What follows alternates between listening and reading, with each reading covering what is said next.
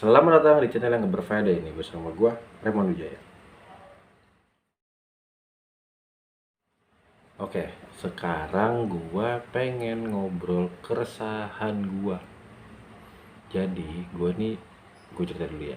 Gua tuh kan termasuk orang yang di PHK saat saat awal-awal pandemi itu di bulan Maret atau April gitu 2020. Videonya ada. Nah, terus setahun gua struggle sih sama keadaan kayak gini. Nah sekarang gua jadi ojek online yang sebenarnya untuk pemasukan ya lumayan lah, bisa buat hidup gitu. Cuman jadi akhir-akhir ini jadi agak keganggu nih pemasukan gua kan, karena PPKM. Iya, PPKM, nggak tahu gua panjangannya apa. Pokoknya ya PSBB ala-ala gitu dah. Sebenarnya gini ya, ini kan gue orang awam, ini gue orang ya dongo-dongo gimana gitu, jadi cuma bisa ngedumel aja gitu. Nah gue mau ngedumel nih, apa yang mau gue dumelin? Nah lihat dulu yang ini.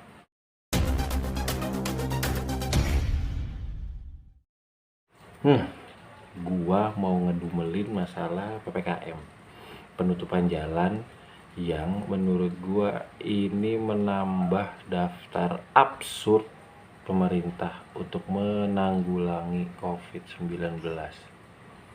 Kenapa sih gue bilang absurd? Ya begini ya, kan gue dongo nih. Gue kan dongo, jadi menurut pendapat gue aja, bukan dari orang-orang gitu. Menurut pendapat gue aja ini mah. Koreksi di komen, lu koreksi kalau emang gue salah, di mana salahnya, biar gue bisa memperbaiki cara berpikir gue. Jadi gini, penutupan jalan buat apa, biar apa sih? Terus juga yang ditutup itu gini deh, nutup jalan biar orang gak berkerukunan gitu ya. Masalahnya nutup jalannya juga aneh. Ini terus story, lu kalau lu nonton ini masih PPKM, lu coba cek di Senayan nih.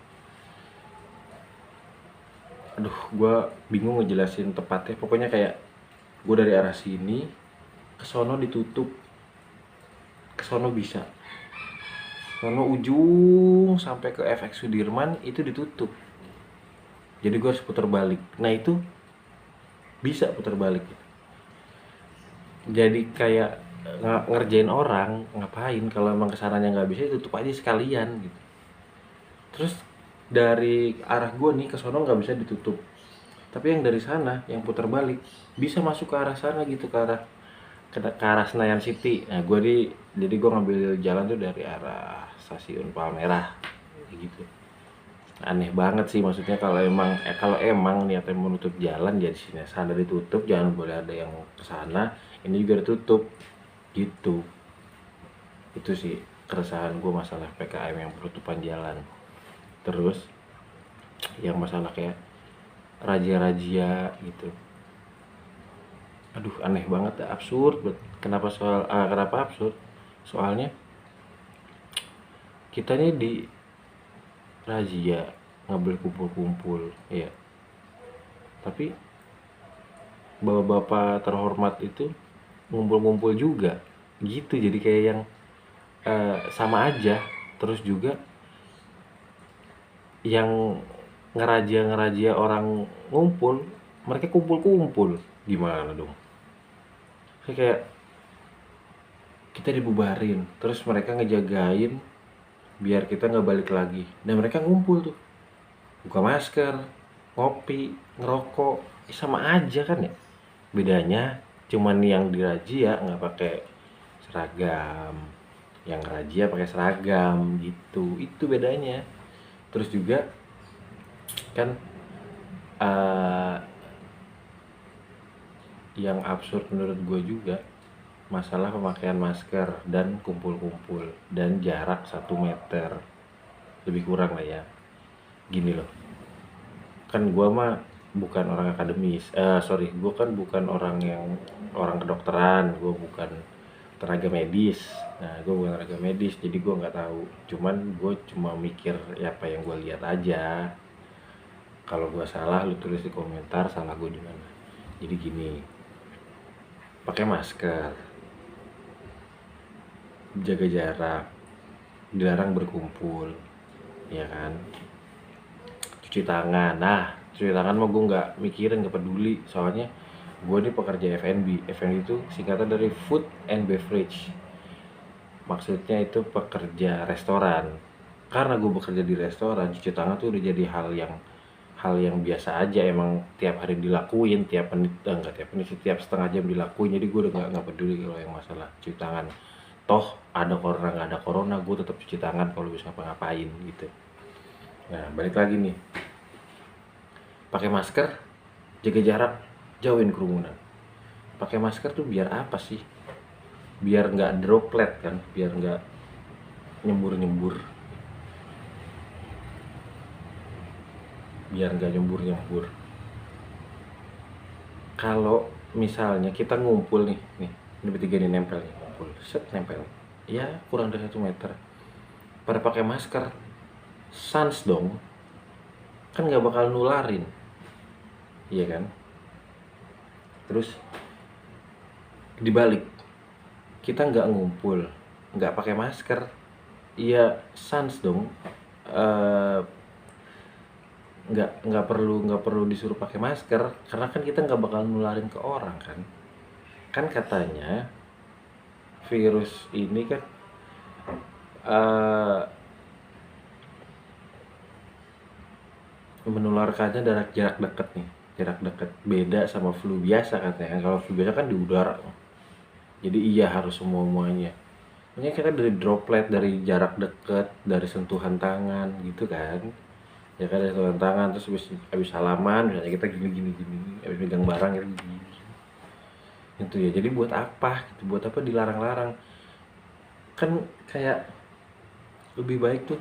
Oke, kalian kumpul-kumpul silahkan, tapi pakai maskernya. Oke, kalian nggak usah pakai masker, tapi ya jangan kemana-mana, di rumah aja gitu, nggak usah pakai masker. Kalau buat gue sih sesimpel itu aja sih, nggak perlu di eh, apa ya, digede-gedein gitu, nggak perlu digede-gedein. Terus juga yang gue dengar, yang gue baca, gue belum tahu sih, cuma dengar baca doang, atau tahu kali dikit ya. Jadi cara ngelawan corona sebenarnya kan sistem kekebalan tubuh, imun kan, dari imun. Gimana caranya kita mempertahankan imun kita tetap baik? Gimana caranya kita meningkatkan imun kita kalau olahraga jadi larang? Kan sekarang lagi zaman orang sepedahan ala-ala tuh, yang beli sepeda ratusan juta cuma buat update, cuma buat foto-foto, ya kan? Ya kan itu kan olahraga juga dong. Kenapa harus dilarang? Orang lari pagi kenapa harus dilarang? Terus, emang ada orang lari pagi dilarang? Ya enggak sih, nggak ada yang larang juga sebenarnya ya. Cuman harus pakai masker. Lu gila, orang lari, orang olahraga pakai masker, meninggal orang. Orang kita aja yang nggak olahraga, cuma jalan kaki pakai masker, ngap. Gimana orang yang lari pakai masker?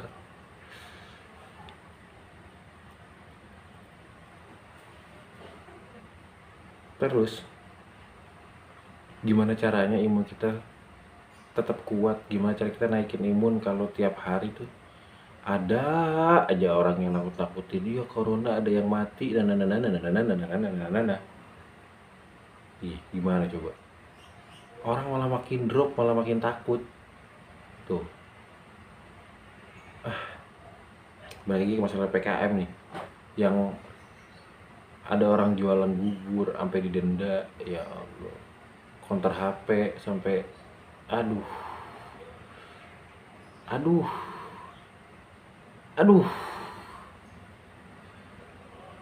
Gini ya, bapak-bapak, bapak-bapak yang dimuliakan, yang dihormati, yang disegani. Kalian kan udah dapat bulanan nih. Iya dong. Udah dijamin sama negara. Iya dong. Nah, ini kita gimana dong? Yang pendapatannya harian tuh gimana? Kalian ngelarang, oke. Kalian ngelarang nggak boleh ini itu, oke. Tapi gimana nasib kehidupan kita hari-hari tuh gimana? Dipikirin nggak? Dipikirin nggak? Yang lucu orang yang gembar-gembor prokes, dia kena juga. Terus ngapain lu gembar-gemborin prokes kalau lu juga kena? Sama lu aja, sama anda aja nggak mempan, nggak berhasil prokes, apalagi sama kita dong. Ya enggak. Terus nih, ini true story nih, di kosan gua beberapa hari yang lalu ada orang yang katanya positif. Dia dari klaster kantor katanya positif nih. Terus dimusuhin dong. Udah dimusuhin, disuruh pindah kos. Wah, udah parah deh, udah kena mentalnya, kena. Nah, sekarang yang waktu itu musuhin, yang waktu itu gembar-gembor, udah parah, keluarganya kena. Diem-diem baik, nggak ada yang musuhin. Itu anehnya, kejadian itu sama anehnya sama kejadian di jalanan PPKM. Sama, kita dilarang ini itu, dirazia, didenda, tapi yang melaksanakan itu tetap ngumpul, tetap bersenggama, tetap hahihi.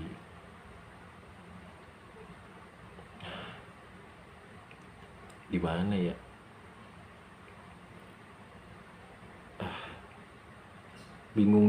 Bingung juga gitu, sebenarnya tuh bingung juga apa yang harus dilakuin, yang baiknya gimana tuh, itu bingung. Terus juga nih, keresahan gue juga, ya tolong dong, masalah kematian yang karena COVID harus bener-bener, jangan orang yang apa sakitnya terus dimasukin ke daftar COVID, orang yang apa, gimana, yang mana, siapa.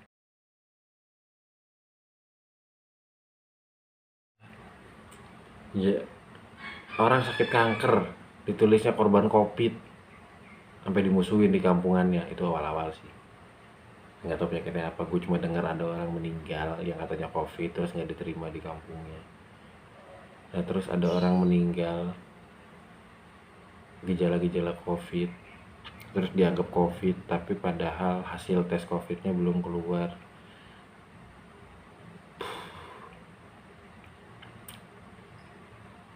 Gimana ya, gue nggak tahu sih sistemnya tenaga medis tuh gimana, sistemnya pelaporan tentang jumlah korban COVID gimana, perhitungannya gimana, gitu sih. Gue ngerasa kayak miris aja, beberapa kejadian gitu bikin miris. Ya, kejadian yang PPKM, yang kejadian di kosan gua, kejadian di mana-mana gitu loh. By the way, gue lupa bilang, gue itu langganan PHK. Setiap PSBB gue di PHK. Setiap PSBB gue kehilangan kerjaan gue. PSBB yang Maret atau April gue lupa. Terus PSBB yang Oktober atau November itu gue juga lupa. Antara 2 bulan itu. Terus yang terakhir PSBB yang bulan Januari. Januari. Tuh sampai akhirnya dari Januari gue ngojol kayak gini. Terus kayak sampai PKM lagi. Terus kan gue ngojol nih nggak ada pemecatan kan ya. Tapi kayak orang dipecat. Penghasilannya gimana tuh? Gue mau ngojek, gue mau keluar, tapi di luar orang dirazia yang kerja-kerja. Terus gimana? Terus gimana dong? Gimana?